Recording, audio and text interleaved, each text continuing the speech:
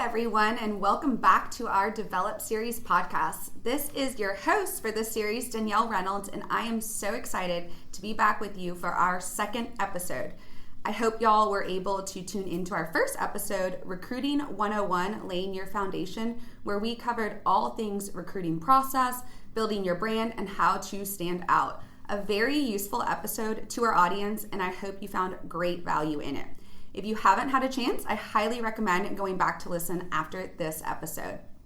And as a reminder, if you aren't following me on LinkedIn, be sure to connect with me. I post weekly professional development videos that are focused on your growth and your development and how to keep you inspired as you are discovering your potential. In addition to leading our campus recruitment and intern professional development, I also lead our firm's wellness program, FitWit. Our FitWit program is dedicated to improving the physical and mental well-being of our employees by bringing healthy opportunities into our work environment. We encourage our team members to focus inward and make overall wellness a priority so that we can take better care of each other, our families, and our clients. FitWit is embedded into our culture, and we love witnessing the positive impacts that continue through the program. And that leads me to our discussion topic today, all on personal wellness, and we will get into everything. I believe wellness is such a personal journey, and we are all at different stages, so I'm excited to touch on everything today. And I'm especially excited for our guest. Through FitWit, I have met some amazing people with the partnerships we have. One of those people is our special guest today, Yolanda Harper. Yolanda is the Strategic Partnerships Manager at Blue Zones Project, which is a community well-being improvement initiative. She's been a dear friend of mine for the past 5 years working together and is so inspiring to me, both with the work she does at Blue Zones and everything else she is a part of that focuses on improving people's lives. So thank you, Yolanda, for joining me today. Thank you for having me. So excited to get into this discussion topic today. Yolanda, you are such an inspiration to the health and wellness industry. Tell me a little bit about the work you do and how you got started with Blue Zones. Well, first, let me say thank you for having me today, Danielle. It is so good to see you and be in your presence once again. I appreciate the relationship that we have built over the years through fitness and wellness, and I greatly appreciate that. Also, let me say congratulations to the award you just recently received in was the CEO Healthcare Award that you received. So congratulations for that and all the work that you're doing for the employees of Willie Penn. Thank you so much. And it all starts with great partnerships like the one you and I have. So Thank you so much. We are so excited about that recent recognition. Yes, congratulations. So and to answer your question, I think it was a natural progression. If I had to change the question around a little bit, when I think about my life individually and how I've been an athlete all my life. I ran track, I played volleyball, I played basketball, I went to college on a full athletic scholarship. So it's almost just been a natural part of me when it comes to being active. Mm-hmm. Now, that shifted when I got into corporate America because, again, I wanted to see our employees engaged. Before I was even into the wellness industry or the wellness bubble, to say, I would always be the one who would lead our corporate challenge, or if there was a weight loss contest, I would always be that person. And it's just been really a natural progression. So when I learned about Blue Zones Project and they were coming to Fort Worth and it was introduced to me, and I was thinking, oh my goodness, this job description was like, this is me all, I was just all over and in it.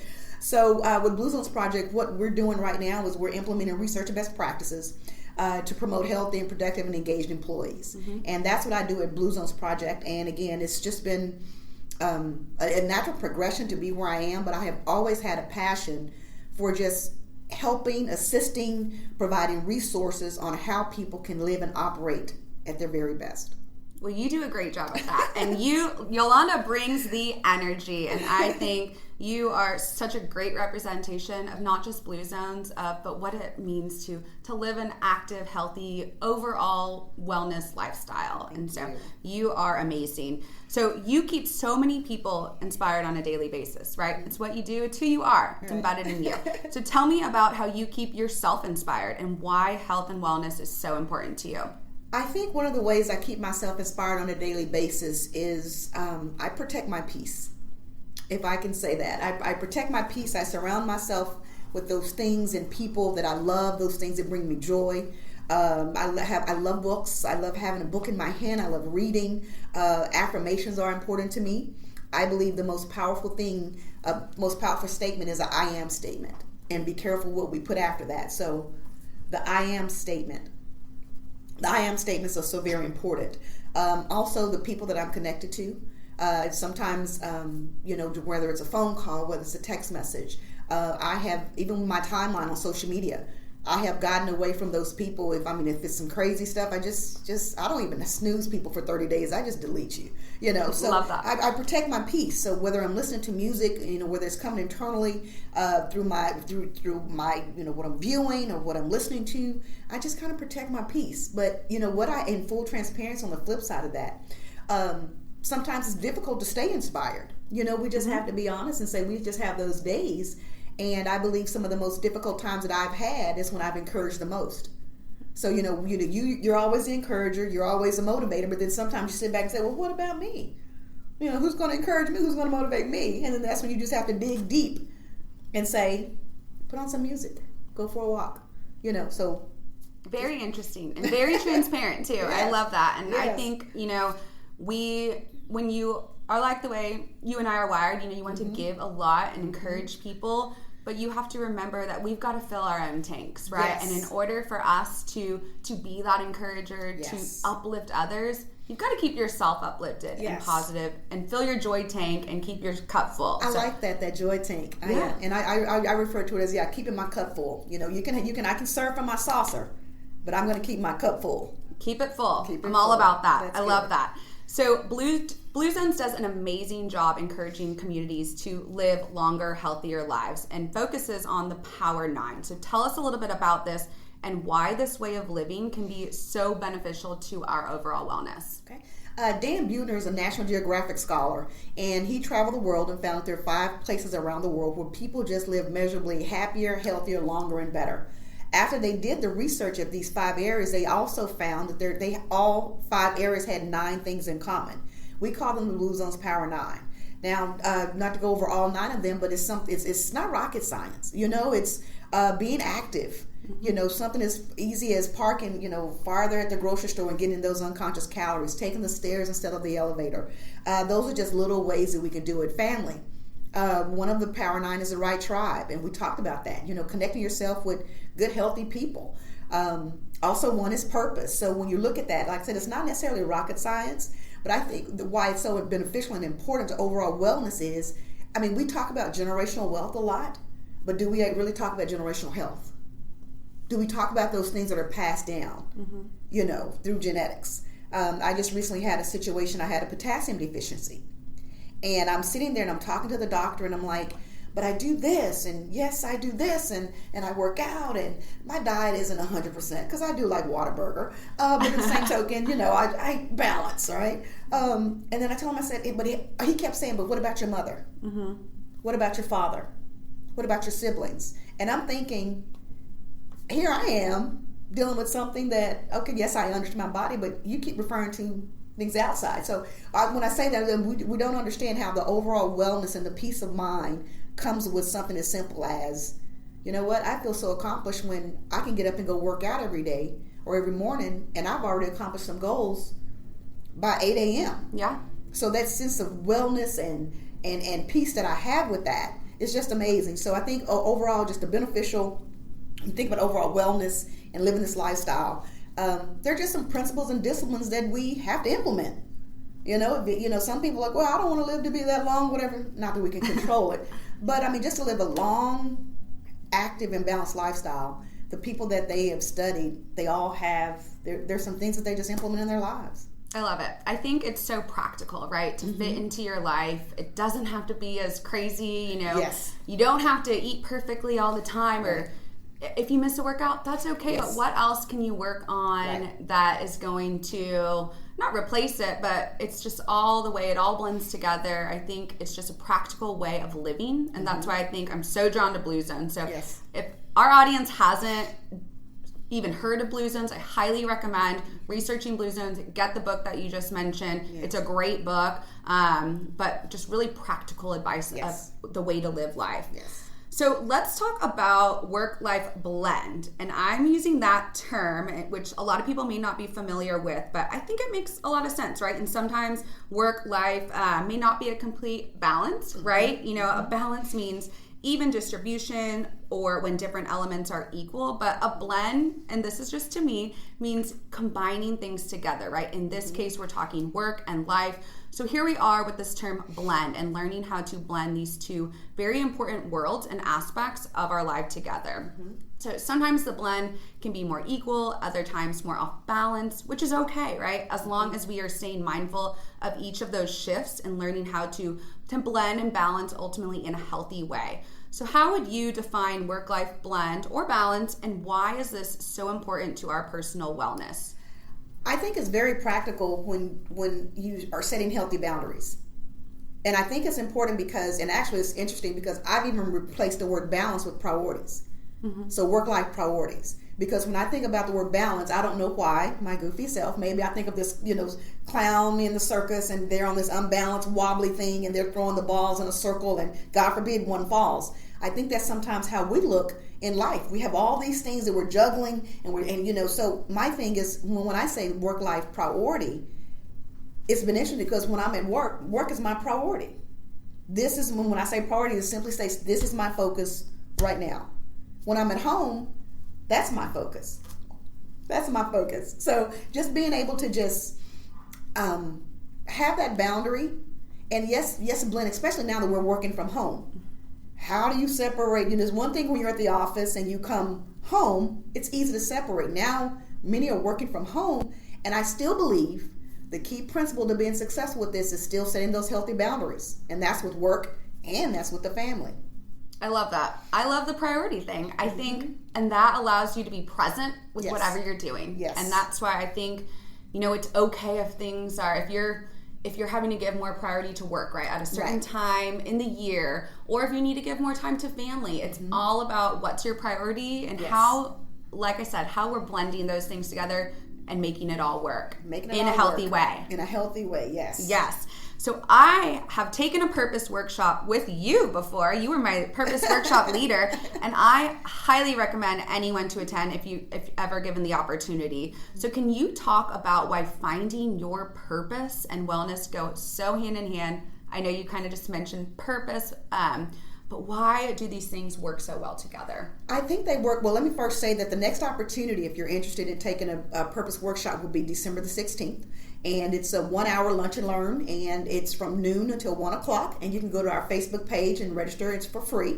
And if you're ever interested in having this for your employees alone, we can schedule that as well. But go to our Facebook page, go to our events, and you can find out how to that link to register. And the next time is again on December the 16th.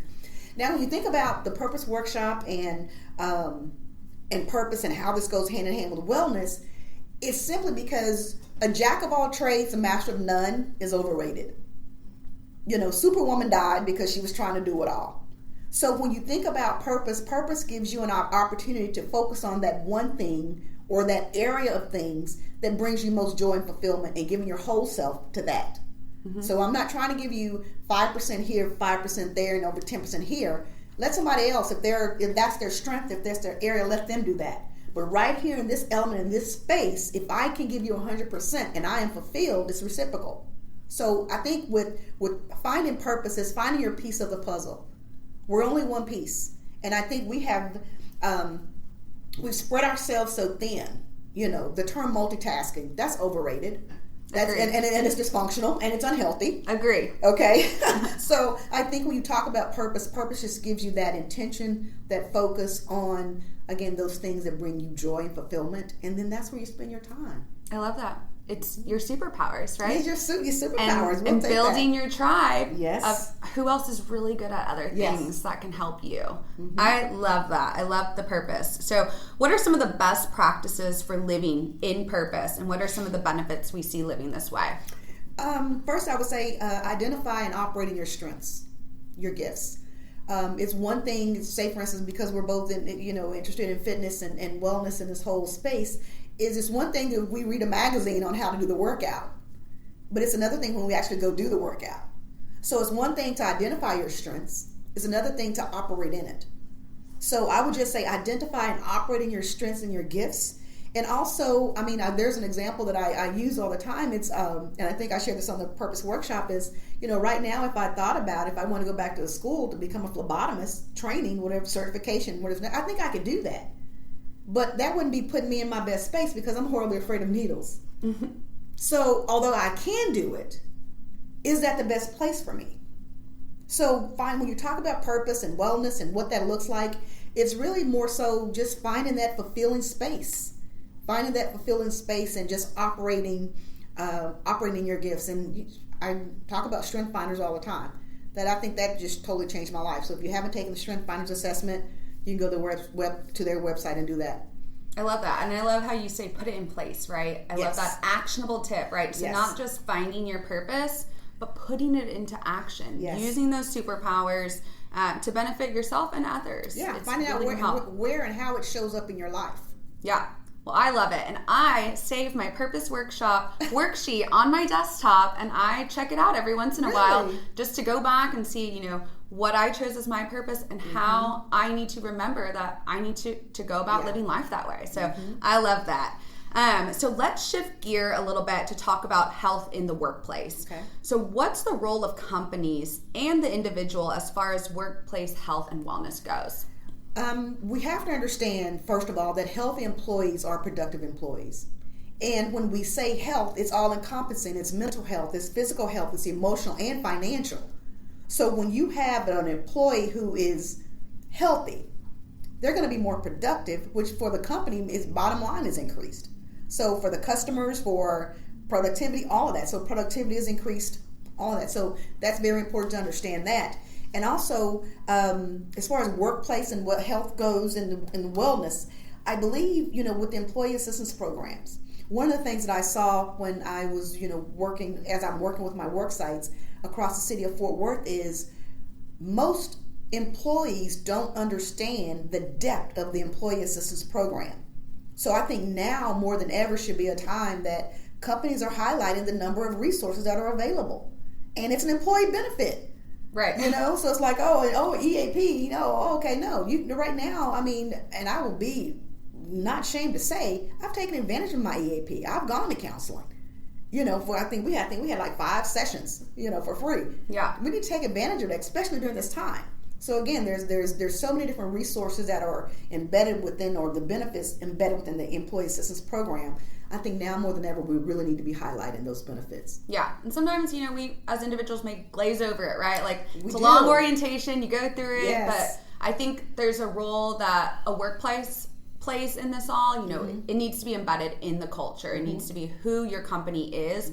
But there's also some, it's on the employee as well, right? To do your research. Yes. If that benefit is given to you, then look into it and utilize it. It's there for a reason, right? So I love that you mentioned that. So how do we encourage this culture of openness about mental health issues in the corporate workplace setting, and what are some of the best practices you have seen? Some of the best pre-COVID. Some of the best practices that I've seen. Many offices have designated spaces or space or room in their office that employees can get away from their desk. It's one thing if you can close your door, but it's another thing when you can find a space that is created for mindfulness and peace, and just to downshift a little bit and disconnect for just a little bit. Diffusers, white noise. I mean, you have walking paths. You have so many different things that have been implemented in the offices, and that was pre-COVID. But when you think about a culture of openness in the workplace when it comes to mental health, I truly believe that's a fine line. And I think we should be careful, only because, just like what you just talked about, great segue, because for the employer, I believe they need to highlight the benefits and offer the benefits and say, hey, take advantage. But in the same token, the responsibility really lies on the employee to say, you know what, I'm not feeling my best self today. I know that I have whatever I'm feeling, and that's a whole nother issue I'm talking about, not issue, but talking about emotional intelligence and your level of awareness, just to say, you know what, I have time. I'm going to take a day off because, as my grandmother would say, I need to settle my spirit. Yeah. She said, baby, you need to settle your spirit. So, I mean, just that in itself. So there's a responsibility on the employer, but just like you said, on the employee as well. And there's nothing wrong with taking a day off. Right. That's why it's there for you, right? That's why it's there. And I think, and that's just, it goes back to being mindful, right? Yes. And making sure your cup is full and that all these areas in regards to your health are being met and that you are replenishing them so that you can be your best self. Mm-hmm. I love that. So you did a great presentation that I watched on YouTube with the Fort Worth Chamber on the role of employee appreciation and mental health. And gratitude is huge, right? We have these gratitude journals that our employees can access, and I think there are just so many benefits in regards to gratitude. And when we get to focus on that, we see it both on the personal and professional side that all relate to our health, right? So happiness, purpose, you name it. So you mentioned in that presentation the 5 languages of appreciation in the workplace, which goes off the 5 love languages, which I'm sure we've all heard of and taken maybe. So tell me how appreciation in the workplace correlates with our wellness and why it's such an important concept to practice and embed in our culture. I think it's important because we have to understand that employees, I mean, we're still people, and we all, regardless of our love language, we all thrive in a culture of appreciation. Who doesn't want to hear thank you? Who doesn't want to hear good job?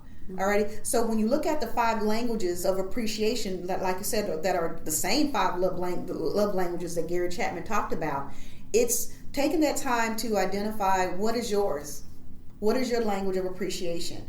I use the example of a young lady at Walt Disney training, and they brought her on stage and they gave her this award in front of the entire company, and she was livid, and they couldn't understand why she was so upset at receiving an award.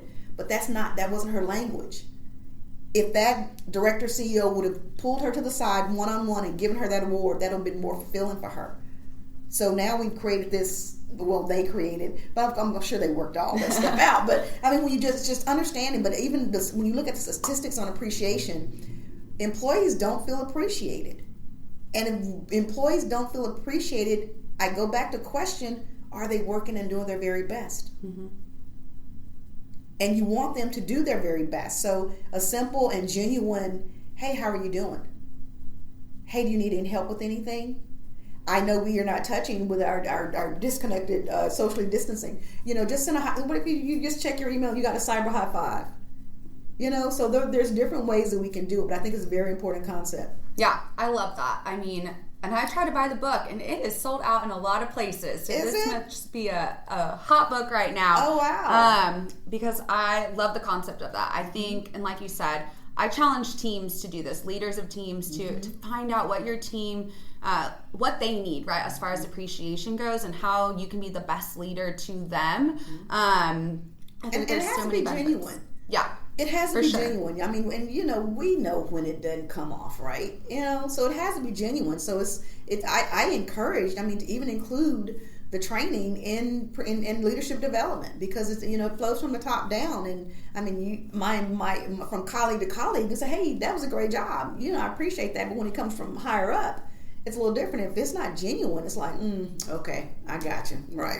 Right. So make sure it's genuine. Yeah, I love that. And I think it just all circles back to when you feel appreciated, you feel like you're doing your purpose, you're feeling great about yourself, you can give more of yourself. I mean, it all certainly ties together.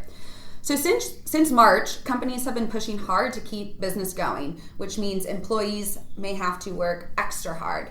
So what is the best way to manage when work still seems, 24/7 and maybe pretty unbalanced as far as blending personal and professional lives in a healthy way? I believe the best way to manage this is setting those healthy boundaries. We don't have to respond to emails after a certain hour. If I was in the office and I left the office, our phones have connected us, and which is good, and it's also bad. So that goes back to setting those boundaries. Even if you have to set your out of office assistant to just say, I'm out of the office. So yes, I see these emails here, but again, when we set those boundaries, my priority right now is my family. So after 5 o'clock, I'm not returning emails. You got your 8 hours today. So it's so quick because, again, we have our phones and say, let me just return this email right quick. And then you look up, now you have to go to your computer. Then you look up, you're not with the kids or the family anymore because, I'll just be back in a few minutes. So I just really believe just setting those healthy boundaries is very important. And even finding, there's some research that's been saying that people have been more productive at home. Because we are in a comfortable environment, we are able to manage our time and getting things done. So I at the beginning of COVID, I had this thing and it just kept resonating with me, and it was 3 words: even in this.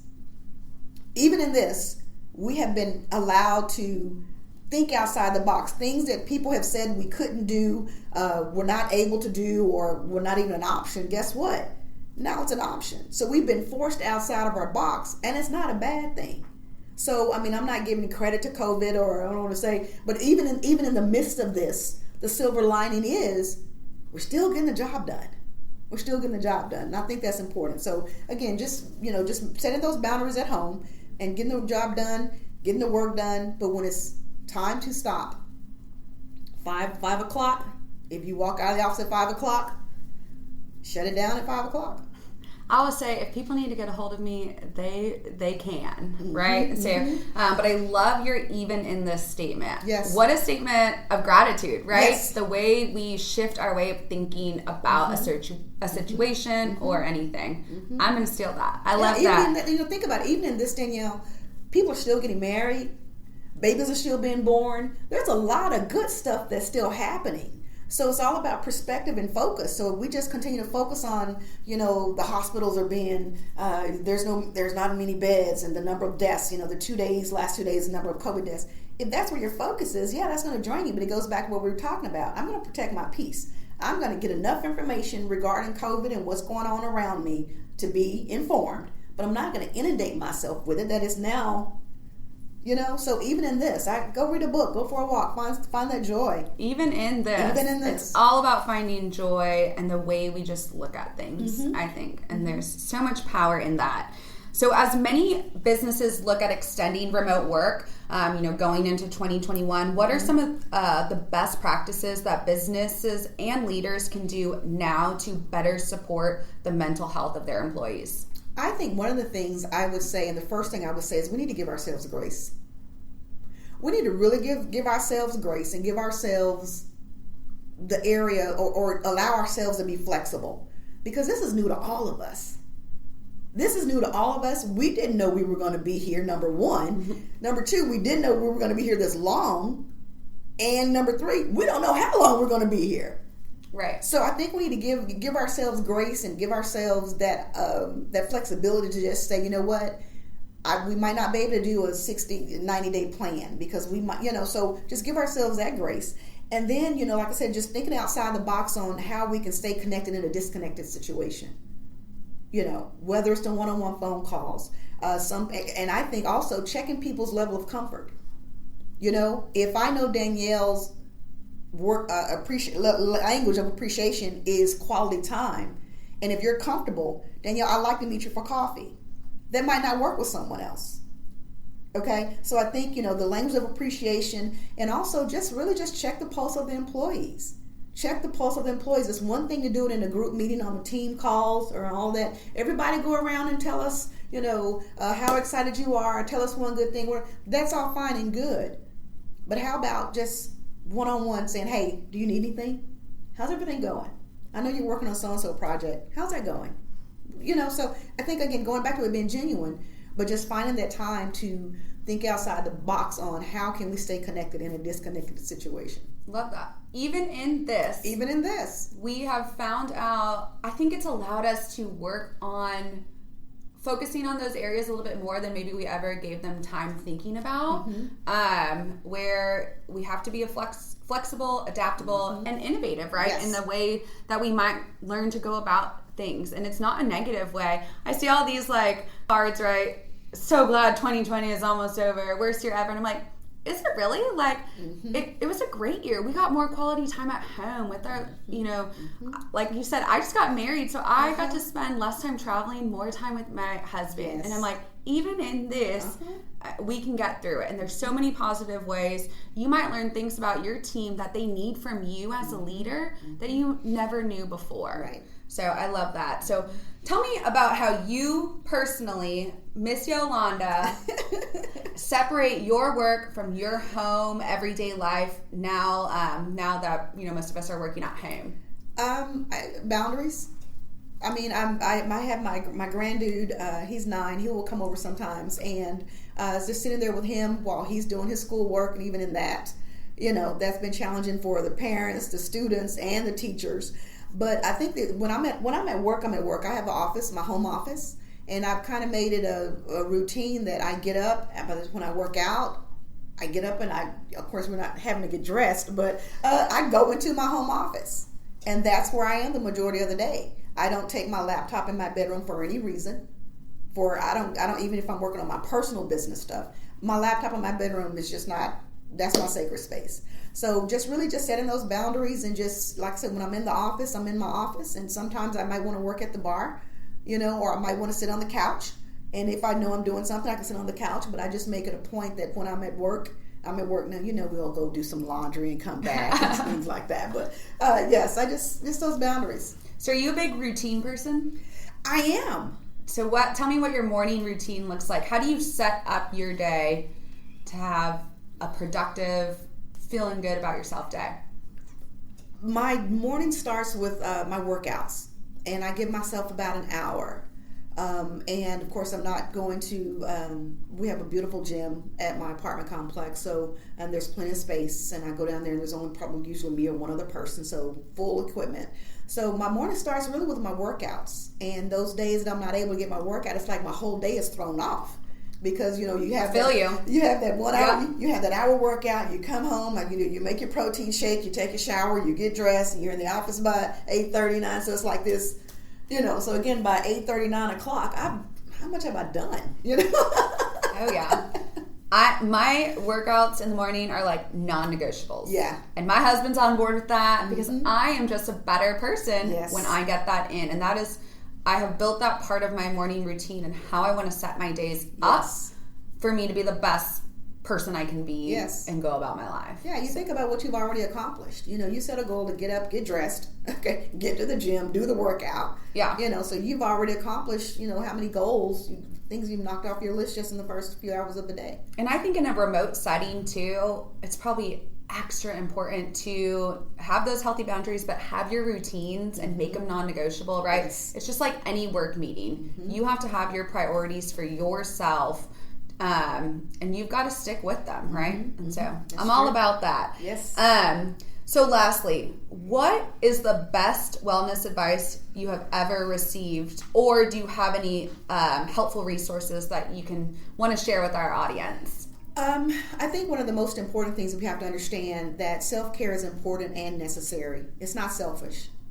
It's not selfish. I've used the pie analogy, or I can use something more healthy, or pizza, whatever. But if we give a piece of ourselves to the job, to our spouses, to our family, to our community, to our faith-based organizations, to the community, so we give a piece of ourselves to everyone else, why do we feel guilty when it's our turn to take our piece of the pie? And why is it selfish that I'm going to take my piece first, and then I'm going to let you all have, again, giving from my saucer and not my cup. Alrighty. So just a self-care, even in this time when you talk about the balance between work and family. I even question, when was the last time you put you on your calendar? When have you just set aside some time? Yes, we have our morning gym time. But outside of that, what is it? Just say, for an hour, just like a recurring meeting, every Friday from 6 to 7 o'clock, I'm going to do whatever I want to do. It's non-negotiable. And it's not about, now we'll have our family time, we'll have all those other times, but what about just you? It's selfless. It's selfless. It's selfless, and it's necessary. Because again, if I don't take that time to get my tank filled or keep it filled, then I'm not my best for my family and everyone else. And if we want to be our best, set that healthy boundary. Say, right now, I can't do it. Check with you next week. But right now, today, nah, I wouldn't do the service that you need, the due diligence to what you need. So next week, probably so, but not today, because I need to go settle my spirit. I love everything we went over today. So many great takeaways. So Yolanda, thank you again for joining us. Loved our conversation today. Thank you for inspiring me, so many of us. I know you're going to inspire thousands and thousands of more people. And just, I love how you helped us to see the importance of finding our purpose and staying dedicated to our own individual personal wellness so that we can go out and help others. And I think it all comes back to that. And I love your energy. You know I love you, and I just love the relationship we've built over these last 5 years. Staying active and healthy together and just inspiring one another. So I really appreciate you being with us this today, and I look forward to continuing the conversation. Yes, thank you so much for having me. I appreciate the opportunity to share, and again, I totally echo that, the relationship that we built through Blue Zones. And I guess lastly, I'll just say the Purpose Workshop is December the 16th, and I would love to have you all there. It's open to the public. It's 1 hour, and we go over everything. And when you leave, or when you finish that workshop, you will have a purpose draft statement that'll help you be more focused and not a jack of all trades, master of none. So thank you so much for having me. I appreciate you. Y'all attend that Purpose Workshop. It's great. I've still got mine on my desktop, so you'll learn a lot. And if you love today's conversation, you will love the Purpose Workshop. So thank you guys for joining us, and have a great day.